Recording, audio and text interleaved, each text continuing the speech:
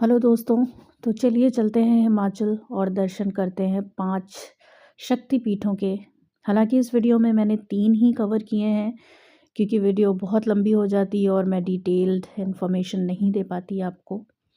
तो मैं दिल्ली से निकली हूँ। सुबह 5:50 की वंदे भारत ट्रेन है जो कि 11 बजे हिमाचल पहुँचा देती है। तो ये हम ट्रेन में बैठ चुके हैं। हम 3 दोस्त ट्रैवल कर रहे हैं। 10,000 पर पर्सन का खर्चा लगभग आया है। ये देखिए नाश्ता भी आ चुका है और नाश्ते में लेट्स सी क्या है ये।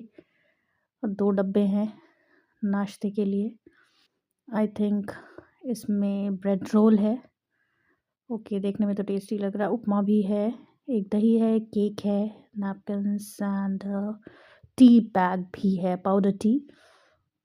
ओके, ये भैया ट्रेस दे रहे हैं सबको। वंदे भारत में जिसने ट्रैवल किया होगा उसको पता होगा। ओहो, they have started eating. I think this is the tasty one and we have reached finally. I think हम पहुंचने वाले हैं। हालांकि वी आर लेट, 1 घंटे लेट है ट्रेन। ठंड का मौसम है इसलिए I think. Now we have booked the cab. हमने कैब बुक कर ली है और भैया ने हमें बताया कि यहाँ से जाके हम एक होटल में रुक सकते हैं जहाँ हम नहा के कपड़े चेंज करके मंदिर के लिए निकल सकते हैं। वो हम 1-2 घंटे के लिए भी ले सकते हैं जो कि हमें काफ़ी कम में पड़ेगा। तो ये एक बहुत अच्छी चीज़ बताई भैया ने। तो हमें स्टे का पूरा पेमेंट नहीं करना पड़ेगा।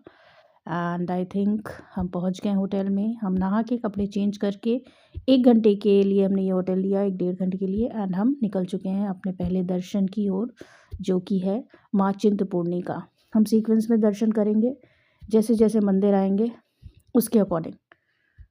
हमें चाय पीने का बहुत मन है, देखते हैं कहीं रुक के। चाय मिल गई हमें, हम यहाँ रुके हैं और हमने चाय पी ली। अब हम निकल के पहुँच चुके हैं माँ चिंतपूर्णी के मंदिर। और कहते हैं कि यहाँ पे भक्तों की सारी चिंताएं दूर हो जाती हैं, चिंताएं सारी ख़त्म हो जाती हैं। ये मंदिर माँ चिंतपूर्णी का है और यहाँ पे माता के पैर गिरे थे। ये एक शक्तिपीठ है और हम यहाँ दर्शन करने के बाद निकल चुके हैं अपने अगले दर्शन की ओर जो कि है महादेवी माँ बगलामुखी का, जो कलयुग की देवी हैं और 10 महाविद्याओं में से एक हैं माँ बगलामुखी। और मैं कहूँगी आप यहाँ पे जाएं तो पीले वस्त्र पहन के जाएं, पीली हल्दी और सरसों लेके जाएं माता के मंदिर में। माता को अति प्रिय है, माता को पीताम्बरा देवी भी कहते हैं। ये लो हम मंदिर पहुँच गए हैं, जय माँ बगलामुखी। और यहाँ पे आप इस मंदिर का दिव्य दर्शन करेंगे तो आपको एक अलग ही अनुभव होगा। ये आरती शुरू हो चुकी है और मैं आरती के वक्त रिकॉर्डिंग कर रही हूँ। यह इस मंदिर में आप दर्शन करेंगे तो आप यहाँ पे ये मांग सकते हैं कि यहाँ पे आपका कोई भी कोर्ट केस हो, कोई भी तंत्र मंत्र जंत्र आपके ऊपर कुछ भी चल रहा हो, ये सब कट जाएगा। ये देवी वाणी पे नियंत्रण की देवी हैं माँ बगलामुखी। राजाओं की भी रानी हैं ये माँ बगलामुखी। आप चेक कर सकते हैं, यूट्यूब पे पढ़ सकते हैं इनके बारे में।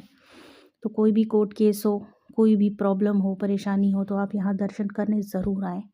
इस दर्शन के बाद अब हम यहाँ से निकलेंगे अपने अगले दर्शन की ओर जो कि है माँ ज्वाला देवी का। और माँ ज्वाला देवी की जीभ गिरी थी उस मंदिर में। ये हम पहुँच चुके हैं माँ ज्वाला देवी के मंदिर में और ये है माँ ज्वाला देवी का ध्वज। इसकी भी एक कहानी है। यहाँ पे अकबर ने माता को सोने का छत्र चढ़ाया था और यहाँ की ज्वालाएँ देख के तो मन इतना खुश हो गया। इतना दिव्य है ये मंदिर। और ज्वालाओं को बुझाने की कोशिश की गई लेकिन असमर्थ होने पर माता के चमत्कार को देख के माता को सोने का छत्र चढ़ाया अकबर ने। ये एक अलग ही कहानी है, एक अच्छी खूबसूरत कहानी। और एक अलग अनुभव किया मैंने इस मंदिर में। हमें पता चला कि यहाँ पे रात में माता का 16 श्रृंगार होगा और यहाँ पे शया भवन है जहाँ माता आके रात में सोती हैं और सुबह उस मंदिर में उस शया भवन में माता का बिस्तर हटा हुआ रहता है जहाँ से माता उठकर फिर से अपनी जगह पे ज्वालाओं में विराजमान हो जाती हैं। तो हमें शायद ये पता भी नहीं चलता कि यहाँ पे 16 श्रृंगार होता है, लेकिन हमारा प्लान यही था कि हम रात में रुकेंगे और रात में ज्वाला देवी मंदिर के आसपास ही किसी होटल में रुक जाएंगे क्योंकि रात हो चुकी है। उसके बाद हम अपना सफ़र शुरू करेंगे अगले शक्तिपीठ की ओर।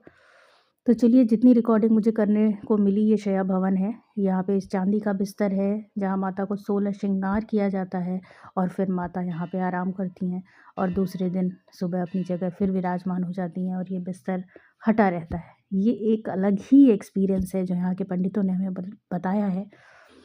हमने आंखें बंद की, थोड़ी देर मेडिटेशन किया यहाँ बैठ के, और उसके बाद जो हमने 16 श्रृंगार देखा और जो आंसुओं की धाराएं बही हैं हम तीनों की आंखों से कि हमें ये देखने का मौका मिला।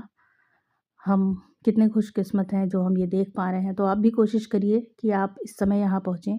और ये मैंने किसी भी यूट्यूब वीडियो में नहीं देखा था जो मैंने यहाँ देखा। मुझे पता रहता तो मैं रात में जाती, लेकिन मेरी किस्मत अच्छी थी कि मैं रात में ही पहुँची और मैंने ये 16 श्रृंगार देखा। माता को पायल, चूड़ी, दुल्हन के पूरे जोड़े में सजते हुए देखा। तो मैं चाहूँगी कि आप भी ऐसी ही प्लानिंग करके जाएं। मैं डिटेल वीडियो बना दूँगी, इसके आगे के 2 दर्शन भी दिखा दूँगी अपने अगले वीडियो में, और आपको टोटल कॉस्ट, खर्चा भी बता दूँगी। बाकी आप कमेंट्स में मुझसे पूछ सकते हैं, आप जो भी पूछना चाहते हैं। तब तक के लिए बाय दोस्तों।